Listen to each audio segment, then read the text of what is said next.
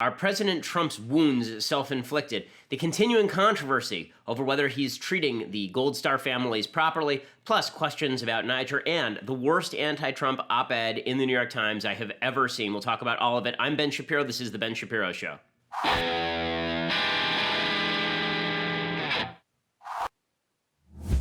So I do have to say, this Charles Blow op-ed in the New York Times is not just one of the worst op-eds about Trump I've ever seen. It's one of the worst written op-eds about Trump I've ever seen. I want to go through it at length because I think that it reveals something about where the blind spot is for the left with regard to President Trump. But first, I want to say thank you to our sponsors over at Wink. So, you don't know anything about wine. You're ignorant about wine. But you have to go over to somebody's house for dinner, and you want to bring a good bottle of wine that isn't going to cost you a fortune. This is why you need to go over to my friends at Wink, W-I-N-C. They make it easy to discover great wine. That's because they have wine experts who select wines matched to your taste, personalized for you, shipped right to your door, starting just $13 a bottle. There is nothing like coming home to a delicious box of Wink wine selected just for you. It is the best day of your month, and if you want a bottle of wine that's curated to your taste or to the taste of the people you're bringing the bottle of wine over to, then you need to go over there and you need to take their personalized survey. It asks you what foods you like, it asks you what your palate is like, and then it personalizes a wine recommendation just for you. Each month there are new delicious wines like the insanely popular Summer Water Rosé. No membership fees, skip any month, cancel anytime, shipping is complimentary, and if you don't like a bottle they send you, they will replace it with a bottle you love, no questions asked. So discover great wine today. Go to trywink.com/Ben. That's trywink. That's try, WINC.com/Ben, and you get $20 off your first shipment. That's $20 off your first shipment, which means basically you're going to get at least one bottle of wine without paying for it, since each bottle of wine is about $13. So that means trywink.com/Ben. You get $20 off your first shipment. Again, trywink.com/Ben. Check it out. It makes you look like you know what you're doing with wine, plus it tastes really good. Everybody in the office is constantly drunk on Wink wine. That is not a coincidence. It is both because we hire an inordinate number of alcoholics and also because Wink wine is really good. Okay, so I want to start off with this piece from Charles Blow. It was trending on Twitter this morning, and what was actually trending on Twitter was Trump isn't Hitler, right? Trump isn't Hitler. So I clicked on that because I was like, wow, somebody figured it out. And then it says Trump isn't Hitler, but he lies, but the lying, right? That's the actual title of it. So he isn't like Hitler, but he's kind of like him except for the mustache. That's pretty much where Charles Blow over at the New York Times is going. Now, what's astonishing about Charles Blow is not just that he's a bad thinker. The New York Times op-ed page, as Andrew Klavan is fond of saying, a former newspaper, their op-ed page, as we have criticized in the last week, is full of people who are shoddy thinkers. The real problem with the New York Times op-ed page with Charles Blow is that Charles Blow is a shoddy writer. I mean, he's just a bad writer. I'm going to read you some of the stuff from this column, and you're going to see this is stuff that would not pass you through freshman seminar at a public college. I mean, this is really not high-level stuff. So, Charles Blow begins, "It is a commonly accepted rule among those who are in the business of argument, especially online, that he or she who invokes Adolf Hitler, either in oratory or essays, automatically forfeits the argument. But don't worry, he's going to do it anyway. It says the reference is deemed far too extreme, too explosive, too far beyond rational correlation. No matter how bad a present-day politician, not one of them has charted or is charting a course to exterminate millions of innocent people as an act of ethnic cleansing. Hitler stands alone in this regard, but there are strategies that Hitler used to secure power and rise, things that allowed his murderous reign, that can teach us about political theory and practice, and very reasonable and sage comparisons can be drawn between Hitler's strategies and those of others. So now he's going to make a reasonable and sage comparison. What exactly is his reasonable and sage comparison? It's that Hitler was a liar, and so is Donald J. Adolf Trump. He says one of those lessons is about how purposeful lying can be effectively used as propaganda.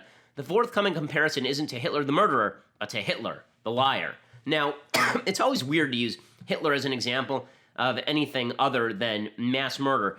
Like, I actually am not somebody who believes you can never make Hitler comparisons. I agree, actually, with Charles Blow that it is sometimes worthwhile to look at how dictators rise to power, not using Hitler as the only example, looking at people like Mussolini or looking at people like Franco, looking at the various dictators around the world and saying, how did they rise to power? Hitler's a particularly instructive example because he rose to power in a democracy, right? He was actually elected to his position as chancellor, essentially. And it's fascinating to see what he did in order to get there. That's why he's such an interesting character historically, at least with regard to these sorts of comparisons.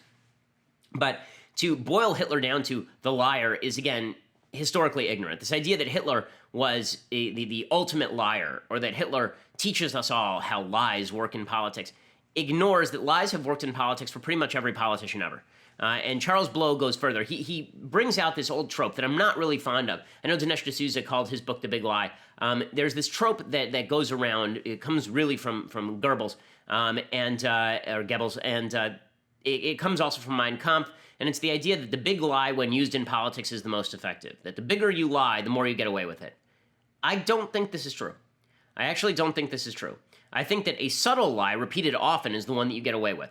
A lie that is very difficult to verify is the one that you get away with. A big lie, meaning like an audacious lie, which is usually how people take it, that's the one that's easiest to debunk, right? They're turning the frogs gay, right? Relatively easy to debunk. How about Pizzagate? Relatively easy to debunk. The sun is green, right? Pretty easy to debunk. We look up in the sky, it's not green, we're done. So the bigger the lie in that sense, the more audacious the lie, the easier it is to debunk. It is the subtle lie. It is the lie that is really a factor of the person lying having more information but not telling the truth than you, and you don't have enough information to determine whether it's the truth or a lie. That's the lie that's successful, and the more it's repeated, the better it does. But what people on the left can't stand about Trump is that, well, one of many things, is that Trump lies audaciously and says things that aren't true all the time, and people don't seem to care. And the left doesn't understand why that is. The left says, well, why can't anyone just acknowledge he's a liar? Okay, I cut a video during the primaries in last year's election cycle in which I explicitly said Donald Trump is a liar. He is. I mean, Trump lies a lot. Let's be frank about this. Trump is not an honest guy. Okay, he does it habitually. He says a lot of things that aren't true. But are those the kind of damaging lies that destroy the country? Right? Which are the kind of lies that people worry more about? So in the exit polls, this is where Charles Blow goes wrong ideologically. Charles Blow suggests the American people let Trump get away with his lies. They believe him. There is not a single poll that has shown that Americans think Trump is trustworthy. In fact, there are polls showing that people think CNN is more trustworthy than Trump. Right now, the exit polls from 2016, an election that Trump won, showed that 64% of Americans thought Trump was neither honest nor trustworthy. The same polls, of course, showed that about the same number of people thought thought that Hillary was neither honest nor trustworthy. So that is the real problem for the left. Not that Trump lies and he gets away with it, but that they lie too, and the American public identify all the lies, and then they prefer the lies of Donald Trump to the lies of Hillary Clinton. Right? That's what's actually going on in American politics. Not that Trump lies and everybody goes, he's telling the truth. There's 30% of the population that does that. Okay, there are 30% of people who will do that. There's the Bill Mitchells of the world who say that everything Trump says is gospel truth. It is coming down on high from Sinai. It is absolutely 100% real. But most people, most Americans look at Trump and they say sometimes he tells the truth, and sometimes he tells truths that are really necessary, and sometimes he just lies because he says crap. Or as I've said many times on this show, sometimes he just says crap. But Charles Blow thinks that the real reason Trump is winning is because he is just such a skilled, exact, razor-sharp liar. He has perfected the art of lying. He has figured out the Hitlerian tool. Right? So he writes, Trump is no Hitler, but the way he has manipulated the American people with outrageous lies stacked one on top of the other has an eerie historical resonance. Demagogy has a fixed design. Dun, dun, dun, dun. Okay, what I would like to know are what were the outrageous lies that he stacked one on top of another? The ones that he said during the campaign, the talking points he said during the campaign that won him victory were actually mostly true, right? When he talked about how Hillary Clinton was a criminal. True. When he talked about Hillary Clinton being unfit for office. True. When he said that people had to vote for him if they wanted hope for the court. True. Right? Those were basically true statements. Right? I may not have believed them, but they were true. I mean, I didn't believe the one about the court because I have other issues with the court, but I think what he was saying was, at least at root, had an element of truth to it, for sure. The stuff that he said that wasn't true during the campaign, the stuff about Ted Cruz's father killing John F. Kennedy and such, that kind of stuff, people just went, meh, whatever. They were willing to overlook that because they felt like all politicians lie. Now, that is, I think, the biggest lie that has been promulgated, and that's not Trump who said it. It's something Americans believe, and I don't think it's true, that all politicians lie or have to lie. But that's something that's been pushed by both sides of the aisle. It's cynicism masquerading as wisdom, and I don't think that it's really true. In any case, Charles Blow goes on in this vein. He says, Trump has found a way to couch the lies so that people believe they don't emanate from him but pass through him. He is not a producer, but a projector. And then he talks about how Trump likes to use phrases like, lots of people are saying, or I was told. Okay, that's true. Trump does do that. But then he blows that up into, and that's why Trump is winning. It's because of his lies. If only people could see through him. If only people could see the truth. People do see the truth, and then they prefer Trump to your guy. What does that say about your guy, Charles Blow? What does that say about your movement? That people actually do see Trump relatively clearly and then choose him anyway. What does that say about the left? And that's a question I think the left does not want to cope with. I do have to read you a couple of paragraphs that are just demonstrating that this is really one of the worst written columns I've ever seen. These two paragraphs are astonishingly bad. Maybe I have crossed the ink-stained line of the essay writer where Hitler is always beyond it, but I don't think so. Ignoring what one of history's greatest examples of lying has to teach us about current examples of lying, particularly lying by the president of the most powerful country in the world, seems to me an act of timidity in a time of terror. It is an intentional self-blinding to avoid offending frail sensibilities. I have neither time nor patience for such tiptoeing. I prefer, the best sentence ever, right here. I prefer the boot of truth to slam down to earth like thunder, no matter the shock of hearing its clap. There are no words for how bad that writing is. That writing is so intensely awful. I mean, that writing is, that should be in like the purple writing competition that they have every year where they do like the worst sex scenes. I mean, that should be in there. It's not even a sex sentence and it should be in there. It's so bad. I prefer the boot of truth to slam down to earth like thunder. It's like Bert Lahr from the cowardly, playing the Cowardly Lion in The Wizard of Oz, like thunder, no matter the shock of hearing its clap. Okay, first of all, boots do not slam to earth like thunder. If they are, it's sort of a fascistic image, actually. No matter the shock of hearing its clap, there's no clap of a boot to earth. I've crossed the line from ink-stained line of the essay writer. I mean, like, really, the freshman seminar, this would have been tossed out C-. So bad stuff from the New York Times. The reason that I point this out today is because Trump is under assault. And one of the questions we have to ask ourselves, to be honest observers of the situation, is whether Trump's current political position, he's in a bad political position right now, how much of that is self-inflicted and how much of that is because the media are out to get him. And I think it's a combination of both. I think that Trump has a penchant for shooting himself in both feet and then taking a knife and stabbing himself in both feet and then taking a sledgehammer and bashing himself in both feet, and then he hobbles around complaining about the media. I think the media are more than happy to join in on the fun. I think the media are looking for opportunities to do this. So today's case in point is the situation over in Niger. So if you missed what actually happened, it was easy to miss it because the media didn't even cover it. So on October 4th, there was an apparently ISIS attack in Niger. Okay, and this ISIS attack in Niger killed 4 Americans, they killed 4 Americans and wounded another 2. And in doing so, it ended up basically creating a firestorm because there are a bunch of questions that have to be asked about Niger. Now, there's a Democrat named Frederica Wilson, and she is suggesting that Niger is going to be Trump's Benghazi. Here she is. To hear Mr. Trump's verbiage to the wife, I want to know from Mr. Trump what happened to LaDavid in Niger. Why was he the last one found? Why did it take 48 hours for them to discover him? Why wasn't he in a car, an armored truck? Why did he have weapons weaker than the terrorist weapons? Why were they able to surround them and kill them? This is going to be Mr. Trump's Benghazi, because I cannot get the answers. Nobody can get the answers. And until we get those answers, it is his Benghazi, and this whole... Okay, and there are all the people clapping for that. Oh, it's going to be his Benghazi. So people are obviously excited to make this Niger situation into Trump's Benghazi. It is not clear. It is really not clear that there is anything here that says that this is Trump's Benghazi. Here are the questions that do have to be asked about Niger. Okay, there are some questions that we need to ask about what happened in Niger. What happened in Benghazi, just to be clear, was a failure on every level. There were 600 odd requests from people on the ground in Libya to Hillary Clinton's State Department asking specifically for more security, turned down 600 odd times from the State Department or ignored. There was an attack that took place over the course of hours. Nobody arrived to help. Afterward, the administration openly lied to the American public about it. They claimed that the American public was being told the truth. They were not. We were told that it was an anti-Islam video that caused the problem, that it was not, in fact, an organized terror assault. That was false. And then we were told in the aftermath of all of this that everything had gone swimmingly and that Hillary Clinton had done her job and all the rest. So there are a bunch of different issues that happened in Benghazi that didn't necessarily happen in Niger. The Democrats are constantly looking for something to be Trump's X, right? So Russia is going to be Trump's Watergate. Ooh. And then we get that this situation is going to be Trump's Benghazi. Ooh. And then we get that Puerto Rico is going to be Trump's Katrina. Ooh. It's always going to be Trump's something.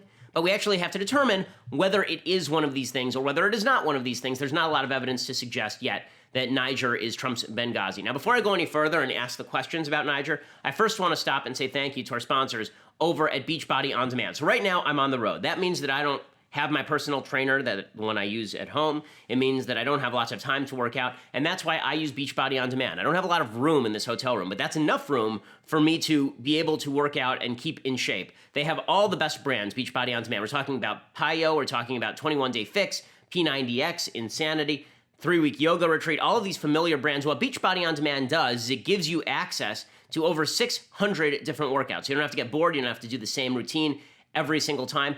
It gives you everything you need. Highly effective world-class workouts you can do in your home or on the road. Plus, extensive nutritional content.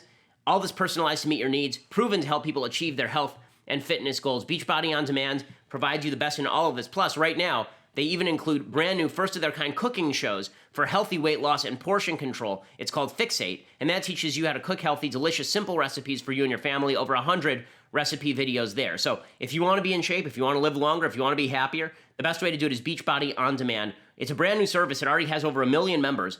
Your listeners right now can claim a free trial membership, right? Ben Shapiro listeners, we can claim a free trial membership. Text Shapiro to 303030, Shapiro to 303030, and get full access to the entire platform for free. So go to your phone right now, while you're listening, and just text the number 303030 and text the text Shapiro there, and you get a full trial access, a free trial membership to Beachbody On Demand. Again, that gives you access to all of these workouts, 600 different workouts, all the best workouts, all the ones that you see people on TV raving about. You get all of that and get to try it for free and see whether you like it. I promise you will. Beachbody On Demand. Text Shapiro to 303030. Again, Shapiro to 303030. Okay, so it is important at this point, I think, to take a look at what was happening in Niger. So, over in Niger, a group of American soldiers was reportedly ambushed by 50 ISIS-affiliated fighters. That's what happened. And in the process of this ambush, 4 American soldiers were killed. One of the American soldiers who was killed was LaDavid Johnson. Sergeant LaDavid Johnson, American hero. This is the person whose widow Trump called the other day. And LaDavid Johnson, what was weird about this is he got separated from the rest of the troops, and it took them 48 hours to find him. So this is where we start getting into questions that do not have answers as of yet. Terrorist groups use so there are a bunch of questions. Let's go through the questions. First of all, why are we in Niger in the first place? So this is not on Trump. This is on Obama. Obama sent troops to Niger in the first place. The idea was that our troops were going to help quash Boko Haram in Niger and neighboring countries like Chad. That was the idea here, right? Neighboring countries like Nigeria and Chad, these were countries where Boko Haram is very active, and so we were going to send 800 American troops in country. That was under Obama. Trump just kept them there. The reason that that's a question is because apparently we do not have permission from the government of Niger to actually drop ordnance in Niger. So one of the problems here is that about 30 minutes after this attack started, there were planes that arrived, but they didn't have permission to drop bombs. They were just doing flyovers of terrorists, which is insane. It's insane. And there's a question to me as to why exactly we are abiding by stupid rules like that. What's Niger going to do? Toss us from the country? They need our help. Like, really, what are they going to do? If we drop a bomb and we kill a bunch of terrorists, so they launch a complaint. Big frickin' deal. So that seems to me a serious question. Second question, why didn't we know ISIS was there? So ISIS is very active in the region. ISIS is extraordinarily active in Africa, both Northern Africa and Sub-Saharan Africa, and they use Niger as a thoroughfare to move from Northern Africa to Sub-Saharan Africa.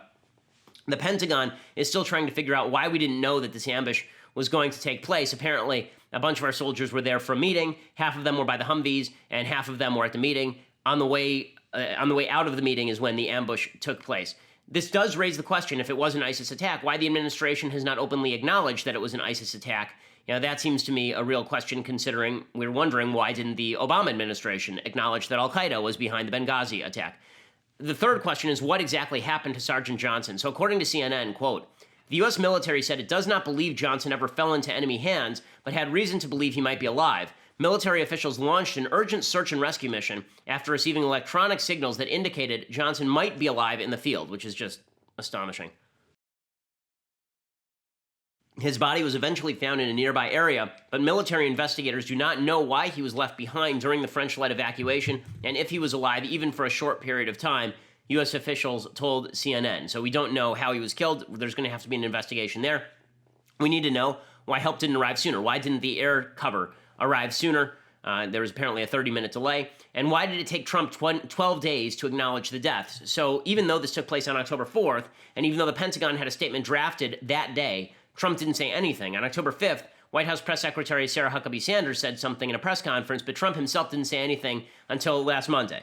Right? And it was last Monday that Trump got himself in hot water. So is this a case of the media being out to get Trump? Or is this a case of a self-inflicted wound? And the answer is a little bit of both, right? Trump should have acknowledged this earlier. Trump should have been forthcoming about this. I do not, for the life of me, understand why any president isn't forthcoming about the bad things that happen. The American people are very forgiving when bad things happen and presidents tell the truth. They're very unforgiving when bad things happen and presidents lie to them. Trump didn't lie here, but Trump should have acknowledged this earlier, obviously. And then Trump, because he's defensive, because he's a defensive fellow who feels insulted all the time, instead of him saying, listen, we're working on speaking with all the families, that's something that's got to be done through proper channels, instead he said, we've called everybody, and I don't think former presidents have called everybody. And that, of course, is what launched the second firestorm, right? And this, again, is half Trump and half the media. It's Trump's fault for launching 1,000 ships here. It's Trump's fault for saying that Obama or Bush weren't proper in their respect for the troops, right? That's a ridiculous statement. Dana Perino has a great piece out today talking about President Bush going to Walter Reed Hospital and visiting wounded soldiers. It's really moving. I urge you to go read it in full. It's really terrific. Apparently, it's from her book. It's an excerpt from her book, but it really is quite moving. The idea that Bush or Obama were disrespectful to the families of fallen troops, that is not true. But what the media did is, instead of just saying that's not true, as I've been saying for 2 days, the media, or 3 days, the media has decided instead it is necessary and vital for them to go out and say that Donald Trump actively does not care about the troops. And so what they did is they decided to go and track down every family of every troop who's been killed while Trump has been president. And then they decide that they're going to make Trump look bad. So there's a Gold Star widow who was on CNN saying, Trump said he called everybody, he didn't call me. At the dignified transfer in Dover, I was extremely honored to have had Vice President Pence there. He spent a great deal of time talking to me, and it wasn't an uncomfortable type of thing. He really was just a very genuine human being, and he shared his condolences, and he talked to me like he knew me forever, so it meant a lot for me to have him there. Soon after, maybe it was around the same time, I know that I was meeting with my casualty officer, and he received a call from the White House. I'm not exactly sure who, but he was told that I needed to be by my phone for the next few days because the president would be calling me to express his condolences on behalf of the nation, and I never received the phone call. So the media, of course, tracking all of these things down now. They didn't do this with Bush, they didn't do this with Obama, but because Trump actually pushed the narrative that he was the best at doing this, now the media saw an opening and they went for it. That's gross by the media. It is, okay? It's actually not really our business whether Trump calls these troops families or not, at least not until the troops' families come out and speak about it openly and ask Trump to do so. There's another story that came out from CNN that during one of these calls, Trump had called the father of one of the soldiers. He was divorced from the mother. All of the benefits, I guess, were supposed to go to the mother, and the father was complaining about it. So Trump said to the father that he would cut him a $25,000 check. He then didn't do it for months. CNN found this out, and that day, Trump cut a check. So CNN was saying, well, we prompted Trump to cut the check. Okay, whatever. All of this is really unseemly. All of this is really gross. How much of it is Trump? How much of it is the media? I would say in this particular circumstance, about 40% of it is Trump and about 60% of it is the media. Trump should not have opened this box of worms. Instead, he did, and it turned into a disaster area for him. More on that in just a second. But first, I want to say thank you to our sponsors over at Boll & Branch. So, today, I am in a hotel. I've been sleeping okay at the hotel, but I have not been sleeping as well as I do at home. That is for several reasons, but one of those reasons, for sure, is the presence of Boll & Branch sheets on my bed at home. There is no better sheet in the world than Boll & Branch sheets. Again, this is one of those products where I've gone out and spent my own money buying the product because it is so good.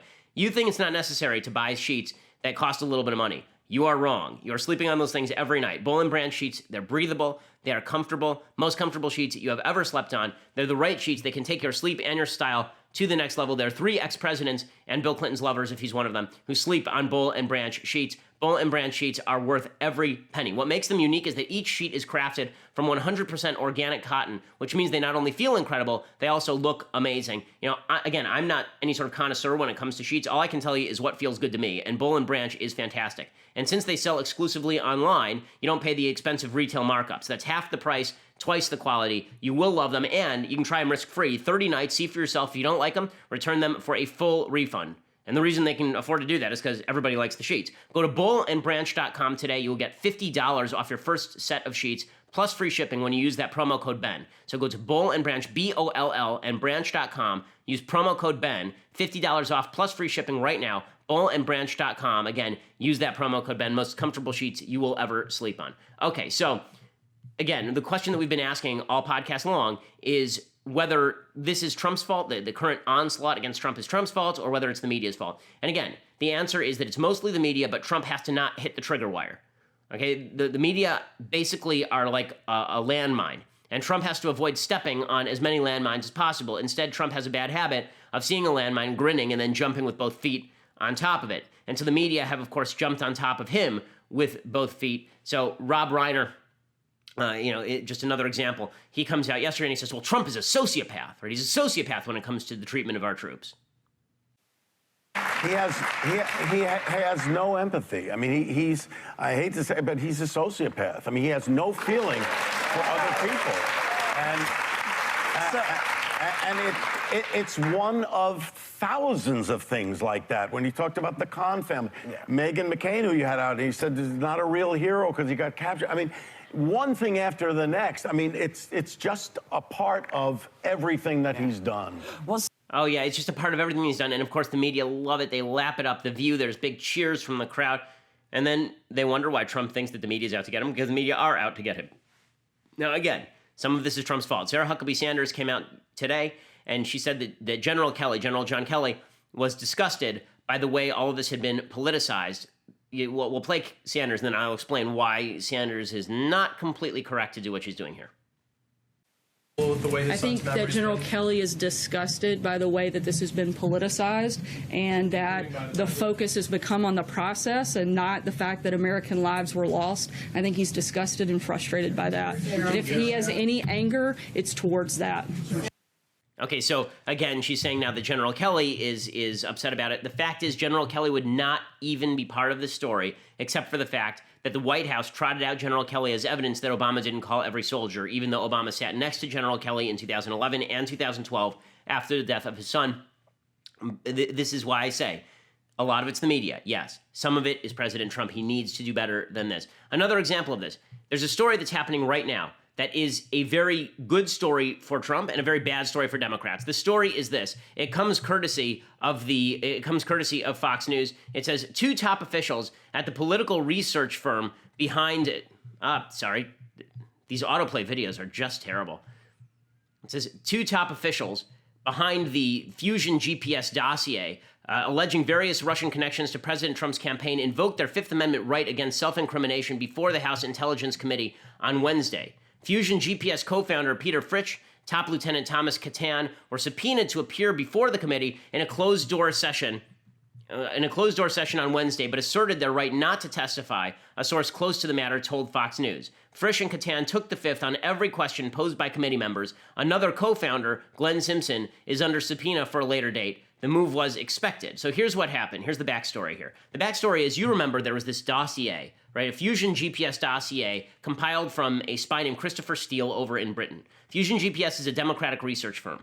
And they compiled this dossier, which ends up in the hands of the FBI. And very early in the Trump presidency, there's a story from BuzzFeed leaking this dossier to the press. The dossier had all of these weird allegations about Trump. Some have been substantiated, some have not. The ones that have not are the most ludicrous ones, the ones about him being peed on by Russian prostitutes and all of this kind of weird stuff. So Fusion GPS compiled this thing. They have now been called before Congress to ask, who asked you to compile this, right? Who paid you to compile this? And the officials at Fusion GPS refused to say. Now, the obvious answer is the Democrats told Fusion GPS to compile this, right? That's the obvious answer. There's nothing illegal about that, by the way, as far as I'm aware. I think the Democrats just don't want to admit that they were paying spies to come up with dirt on Donald Trump, so they've been trying to stonewall it. But as far as I'm aware, it's not against the law to hire an intelligence official to spill his secrets about President Trump. It may create some legal liability, you know, in terms of like being sued, but I'm not sure that it does anything beyond that. In any case, they took the fifth. This is an example of how a story that is obviously good for Trump, Democrats probably targeting President Trump through Fusion GPS, coming up with bad data, and then submitting it to the FBI, how President Trump is capable of turning that into a story not about what the story is about. So Trump tweets out something about the Fusion GPS story, and what he tweets out is this. He tweets out that, quote, workers of firm involved with the discredited and fake dossier take the fifth, right? Who paid for it? Russia, the FBI, or the Dems, or all? Well, you know, once you include the FBI and Russia in there particularly, you're now basically accusing the FBI of being traitors, and that's not exactly the tack you want to take. Now, to be fair to President Trump, there have been reports that the FBI wanted to pay Christopher Steele to compile a dossier in the past, but they wouldn't use Fusion GPS to do it, presumably. I'm not aware that the FBI has ever used Fusion GPS as a thoroughfare to pay some spy to come up with a dossier. If they want to pay somebody, they just pay somebody. But, you know, now it's President Trump challenging his own FBI. The media will jump on that. It'll be another bad story. You know, this is not to say that President Trump's Twitter feed can't be a force for good. Like, for example, I think Trump did the right thing when he tweeted out about the uranium story that I discussed yesterday. This is the story that says that the Obama Department of Justice knew full well that the Russians were attempting corrupt activities, and they still allowed the State Department to greenlight uranium buying by the Russian government. So Trump tweeted this out. He tweeted out, uranium deal to Russia with Clinton help and Obama administration knowledge is the biggest story the fake media don't want to follow. That 100% is true, and this is where Trump's Twitter feed could be a force for good, right? He can actually put a spotlight, but you have to put the spotlight in the right place. Now, that tweet right there, Trump allowed that to be overshadowed by his other activities. Right? If Trump could pick the right spots, if Trump could use the knife where the knife is necessary, instead of just kind of waving it around like a crazy person in an airport, then his bully pulpit, the fact that he has this massive Twitter following, the fact that he can shift the media's attention like that on a dime, it would actually be quite powerful. Imagine if Trump tweeted 1/10 as much, but 10 times as specifically. How much more effective would he be as president? I'm not saying get rid of the Twitter. I'm saying control yourself. But if he can't control himself, get rid of the Twitter. This is a big story, and it is a story the media have been studiously avoiding. Now, Eric Holder came out yesterday. Remember, this is Eric Holder's DOJ that approved the Russian government buying 20% of America's uranium. They said nothing, right? They knew about it. The FBI knew about it. The State Department says they didn't know about it. That's probably a lie. The State Department probably knew about it. The State Department greenlit the deal anyway, even as Russia, and especially as Russia was pouring money into the Clinton Foundation coffers. Eric Holder, who is the head of that DOJ, he's now coming out saying he's a member of the resistance. And then we're supposed to wonder that Eric Holder is involved in corrupt activities with other Democrats? It's been a difficult thing to watch. And it means that I think I have to be a part of the resistance and to try to save as much of the great work I think that we did as is possible, and to try to ensure that we put in place leadership in 2018 and 2020 that will be supportive of the positive things that we did. You're a member of the resistance? Yeah, I am. There's no question about that. You know, I'm a progressive Democrat committed to the ideals of my party and proud of the work that I did as Attorney General. Well, as Attorney General, you did the work of a hack, and he demonstrates that full well, and I'll show you in just a second. But first, I want to say thank you to our sponsors over at Quip. So, there are a lot of recent studies that say that if you do not brush your teeth properly, if your teeth are not properly cleaned, then it is linked to things like heart disease. Okay, this is why you need to clean your teeth. Plus, I mean, it looks horrible if you got broccoli in there. So please, use Quip. Quip is the new company that is refreshing the way people brush their teeth. I can bring this electronic toothbrush and this electric toothbrush on the road. It packs premium vibration and timer features into a super slim design. It's really light. You don't have to carry along a charger. It is self-charging, essentially. You put a battery in there and you're ready to go. It is half the cost of bulkier brushes. It is basically like Apple designed a toothbrush, but without that huge price tag. You should try it yourself. You can subscribe right now to receive new brush heads on a dentist-recommended 3-month plan for just $5, including free shipping. Right now, go to getquip.com/Shapiro. Get your first refill pack. Quip starts at like $25. Okay, so it's much less expensive than the ones that you get over at the Rite Aid or the CVS. And it is also much better than those ones because you can travel with it, because it is super slim, it's a nice looking toothbrush, and you can subscribe so that the heads are replaced every so often. Right now, go to getquip.com/Shapiro to get that first refill pack free with the Quip electric toothbrush. That is your first refill pack absolutely free at getquip.com/Shapiro. Again, that's getquip.com/Shapiro. Getquip.com/Shapiro. Go over to getquip.com/Shapiro and check it out and keep your teeth clean and your health in order. Okay, so Eric Holder, political hack. This is what I wish the media were focused on if they weren't chasing squirrels and Trump weren't pushing them to chase squirrels. Here's Eric Holder suggesting that what James Comey did was totally fine. We talked about this yesterday. James Comey, months before the investigation had closed, was already getting ready to exonerate Hillary Clinton. Eric Holder, of course, thinks that's hunky-dory. I've been critical of Jim Comey, but I've also known Jim Comey for, 20, 30 years. He's an honest guy, and the determination that he made, and I think inappropriately announced, I think is based on the facts, based on his interpretation of the law, and it was nothing more than that. It was a good faith assessment by a person who I think has done a lot for this country.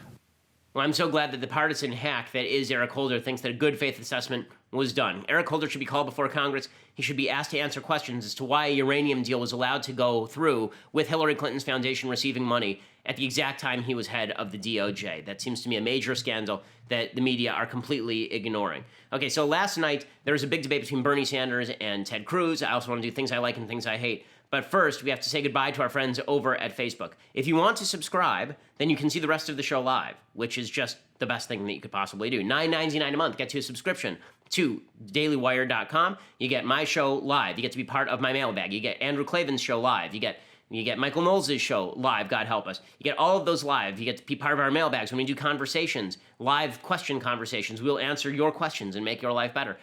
Plus, you get the website all ad-free, banner ad-free. And so you get all those things for $9.99 a month. For $99 a year, you get the annual subscription, which comes along with the world-famous, never-duplicated, never-defeated Tumblr, the leftist tears, hot or cold Tumblr. I don't even bring it on the road because it is that valuable. If the airlines were to lose it, then half of my net worth would be gone. It is that good. $99 a year gets you that Tumblr plus all of the aforementioned glories available at dailywire.com. If you just want to listen later for free, go over to SoundCloud or iTunes, download the show, subscribe. Go over to YouTube and subscribe over there. We have lots of videos that come out and are just videos that you won't get through iTunes or SoundCloud.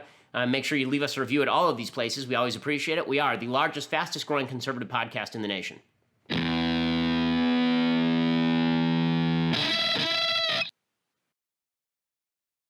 So last night, Bernie Sanders and Ted Cruz debate on taxes. I will admit I did not watch this live. I was giving a speech over at University of Tennessee. I think that it's a speech that you should go listen to and go watch. It's different than my normal speech on college campuses. I talk a little bit about the meaning of life. Yes, really, the meaning of life, and why I think our lack of meaning is leading us down a dark path in the United States where we are just clubbing the living crap out of each other on a daily basis. But two people who are clubbing the living crap out of each other on a daily basis, Ted Cruz using his Zodiac killer knife and Bernie Sanders using his walker, they were doing it last night on CNN on taxes. It was about how you would expect it to go. I want to show you one clip of a guy stumping Bernie Sanders on taxes and doing something I wish Ted Cruz had done but didn't last night. Here is this questioner stumping Bernie Sanders on taxes. Senator Sanders, over my lifetime, all we've seen is more government and more expenses. Cutting taxes from top to bottom or bottom to top, however you view it. Then we'll give some relief to the burdensome expenses all Americans face. Why would you not want a tax cut across the board for all Americans? Well, I do want a tax cut for the middle class and working families, but the Koch brothers should get a tax break of up to $30 billion. Do you think that makes sense? I did say all Americans. Well, do you think that the wealthy should not get tax breaks? I did say all Americans. Okay, well, I happen not to believe that the Koch brothers need a tax break. Okay, so you can see Bernie is very upset about that, and that's when the Curb the Enthusiasm music starts in, and Bernie did not get his pudding cup. The reason that I think Republicans do this wrong is because I think that if you watched Ted Cruz last night, he too was focusing on the middle class and the lower classes need more tax cuts. Okay, let's be real about this. The people who need the tax cuts the most in order to generate wealth in the economy are the people who are paying the taxes. That is disproportionately people at the top. It is very hard to give tax relief to people who are paying very little in taxes. I've done this tax breakdown before. So I don't see the need to do it again. But bottom line is that if you're in the lowest quintile of income earners in the United States, you're essentially paying zero taxes. When it comes to net taxes in the United States, meaning the benefits you get back from government, basically the only people paying taxes in the United States, net taxes in the United States, are people in the top 10% of income earners. Those are the people who are actually generating the jobs. There's a weird misconception about the economy, and that is that every dollar that is spent is equally helpful to the generation of a healthy economy. This is untrue. If I spend $1 on a hamburger, that is not nearly as helpful to the generation of a stronger economy than if I spend that dollar investing in hiring somebody to grow Daily Wire. Okay, the reason for that is because I'm inventing new products and services over at Daily Wire. Right? The reason that your life is better now than it was 20 years ago, the reason you have cool new stuff, the reason you can go on a computer and you can hit a button and stuff arrives at your door, the reason you can go to all of our advertisers online and and order things that arrive at your door right now is because people were innovative, because people created new products and services. It's not the amount of money passing through the economy that matters. It's the products that are being generated by the passage of that money. Okay, income is a passive byproduct to the generation of new products and services. Like, presumably, you're happier right now because you're watching this show. If we didn't have somebody investing in the show, namely you, and also people who are very wealthy who invested in the creation of Daily Wire, you wouldn't have that. And this is true of every product you own. This is true of every product you own. Bill Gates has done more to alleviate poverty than the federal government. Okay, that's just a fact of life. Okay, the federal poverty rate is basically the same as it was before the war on poverty ever began. Bill Gates has created enormous numbers of jobs across the economy and made people's lives easier and better. Okay, this is certainly true of Jeff Bezos as well. Everybody likes to complain about the generation of new products because whenever a new product is generated, an old product is hurt. But those new products are what makes life better for all of us. Amazon is better than having to go to a used bookstore. I love used bookstores, okay? I miss used bookstores, but Amazon is a better service. Okay, Amazon is a better service for shopping than going to your local grocery store very often. It's particularly true if you're in a place like Manhattan where it's hard to schlep groceries around. Okay, the fact is that if you actually want a better world, you're going to have to allow people who generate new things to keep their money and generate more new things. Okay, because it turns out that a lot of the people who generate new things, people like Elon Musk, they generate lots of new things. It's not they generate one new thing and now they're done. It's they generate lots of new things with that money. Or they give it to a bank. And you know what the bank does? It doesn't invest in hamburgers. The bank goes and invests in new businesses that are starting up and generate better products. The reason your life is better now than it was 50 years ago is not because there are more dollars flowing through the economy. Precisely the opposite. It's the idea that the products that are being generated and passing through the economy are simply better. They're just simply better. Okay, so now I want to talk about a couple of things that I like and then a couple of things that I hate. So let's start with some things that I like. So the first thing that I like is if I had turned off my cell phone before the show. I mean, the sound today just awful. But in any case, the things that I like. Okay, so yesterday Ben Sasse was in a meeting with Ted Cruz, and Ben Sasse decided that it was worthwhile to spill a Dr. Pepper on Ted Cruz, and this became kind of a viral thing. And then Ben Sasse tweeted something at Ted Cruz about the idea that Ted Cruz his father had killed JFK. So Ted Cruz then sent back this tweet, which is just awesome. Right, so Ben Sasse says, full disclosure, I was wearing my Lee Harvey Oswald was framed t-shirt, and then Ted Cruz tweeted back the Zodiac Killer note, which set the internet aflame. Right, it was like 79,000 likes, 47,000 retweets. Very funny stuff. I don't know if Cruz himself came up with that. It's possible. It is also possible it was an assistant, but whatever it is, it's really, really funny. You know, this is why politicians ought to embrace some of the memery on the internet because some of it's really funny. Speaking of memery on the internet, I did have to laugh yesterday because one of the things that was being passed around the internet was a conspiracy theory regarding Melania Trump. No, not that she's some sort of Russian spy. The conspiracy theory is that Melania Trump has a body double. Really, really funny. So you can see this guy, buylegalmeds.com, I assume he's a guy high on pot. He says, this is not Melania. To think they would go this far and try and make us think it's her on TV is mind-blowing. Mind-blowing. Makes me wonder what else is a lie.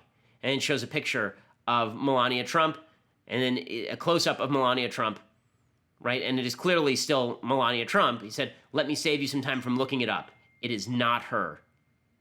Okay, dude, it's her. I do love when people are so crazy, and I also love the fact that he misspelled Melania Trump in the Google line there, M-I-L, as opposed to M-E-L. So pretty grand stuff from the internet there, just proving that people will believe anything. This was going around the internet. The truth is that we know that it was Melania Trump because she does have a body double, but the body double was eating at Comet Ping Pong Pizza yesterday, so it couldn't have been her over there with Trump. Okay, other things that I like. This is just quite wonderful. So ISIS was defeated in Raqqa, as I discussed yesterday. The biggest untold story of the week.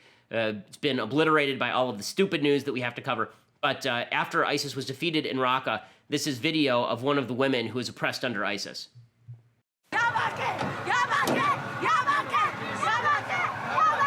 You see, she took off her headscarf. Right? So she was forced to wear that headscarf, and she took it off and she threw it down.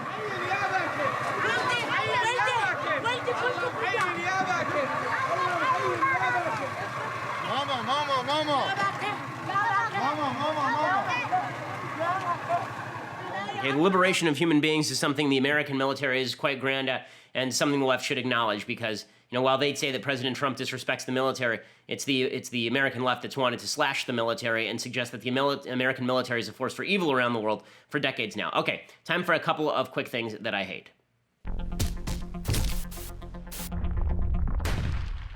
So first of all, Chelsea Handler, man. I don't know why she thinks she's funny. I mean, I guess because she's very wealthy. Apparently somebody thinks she's funny, so I guess I'm in the minority here, or at least I am part of a silent majority. But she canceled her Netflix talk show because no one was watching it because it was crap. And instead she says she's now going to focus on, wait for it, social activism. Oh yeah, so she wrote this on Twitter. Like so many across the country, the past presidential election and the countless events that have unfolded since have galvanized me. From the national level down to the grassroots, it's clear our decisions at the ballot box next year will mark a defining moment for our nation. For these reasons, I've decided not to return for another season of Chelsea, and instead to devote as much time as I can to becoming a more knowledgeable and engaged citizen and to focus on projects that may have significance to me. So first of all, I would recommend that she learn to read. The Cat in the Hat is always a great starter book, so is Fun with Dick and Jane. She says, my goal is to be better informed, raise my voice, and participate in a more meaningful way. I want to travel the country, visit areas and people I don't know enough about, speak at colleges, listen to students, gain a better understanding of our political divide. I have joined forces with Emily's List to elect more women to public office, register people to vote, and campaign for candidates who are fighting for women's rights. So it sounds not like she wants to learn, but more like she wants to spread her particular brand of stupid. And her particular brand of stupid is quite strong. I wasn't sure whether to put this in things I like or things I hate, because there are a couple things I like about it. One, Chelsea's show will no longer be on Netflix, which is awesome. And two, Chelsea out in the public eye is not bad for the Republican Party, for the conservative movement, or Donald Trump. Okay, it's actually quite good. The more Hollywood shows its face, the more the rest of America silently repels away. And I think that that's exactly right. They're like Homer Simpson in that GIF, slowly backing into the bush. I think that's how Americans react to Chelsea Handler. So the more she's out there, the more Americans are likely alienated from the Democrats. Okay, other things that I hate today. So Mayim Bialik, the star of The Big Bang Theory, one of the stars of The Big Bang Theory, long history in Hollywood, she wrote a piece about sexual harassment in the New York Times, and she just got an enormous amount of crap for it. Why? Because she suggested that if you want to minimize the chances that you will be sexually harassed personally, then you might want to consider dressing more modestly. Okay, this is what she actually wrote. What she wrote is, let me find the exact section here. She says, as a non-traditional looking woman, I came back to an industry that had me auditioning for the frumpy friend or the Zoftig secretary, though I eventually landed a role that has earned me 4 Emmy nominations. Is it a surprise I play an androgynous, awkward late bloomer? She says, I've experienced the upside of not being a perfect 10. As a proud feminist with little desire to diet, get plastic surgery, or hire a personal trainer, I have almost no personal experience with men asking to meet me in their hotel rooms. Those of us in Hollywood who don't represent an impossible standard of beauty have the luxury of being overlooked and in many cases ignored by men in power unless we can make the money. I still make choices every day. This is the paragraph that drove the left insane. I still make choices every day as a 41-year-old actress that I think of as self-protecting and wise. I have decided that my sexual self is best reserved for private situations with those I am most intimate with. I dress modestly. I don't act flirtatiously with men as a policy. I am entirely aware these types of choices might feel oppressive to many young feminists. Women should be able to wear whatever they want. They should be able to flirt however they want with whomever they want. Why are we the ones who have to police our behavior? In a perfect world, women should be free to act however they want. But our world isn't perfect. Nothing, absolutely nothing, excuses men for assaulting or abusing women. But we can't be naive about the culture we live in. I believe we can change our culture, but it won't be something that happens overnight. We live in a society that has treated women as disposable playmates for far longer than Mr. Weinstein has been meeting ingenues in luxury hotel rooms. So, I don't see what's wrong with anything that she's writing here. She's not saying that you bear the responsibility for sexual harassment or sexual assault if you don't dress modestly and a guy does something evil to you. That's not what she's saying. What she is saying is the same thing that I have said 1,000 times about conceal and carry, right? We live in a violent world. It behooves you, if you don't want to be violently accosted, to conceal and carry. We live in a violent world. That's why you have a lock on your front door. I honestly, it does not make it any better for somebody to open your front door if it is unlocked. It doesn't justify somebody breaking into your house if the front door is unlocked. It doesn't justify anybody shooting you if you don't have a concealed carry permit. But if you can take measures to prevent bad things from happening or make it less likely they happen to you, why is that bad advice? I'm confused why that is bad advice. If you can avoid bad situations, why wouldn't you? And to pretend there are not worse situations and better situations is to ignore reality. Of course there are worse situations and better situations, right? That's exactly why Mike Pence has his rules.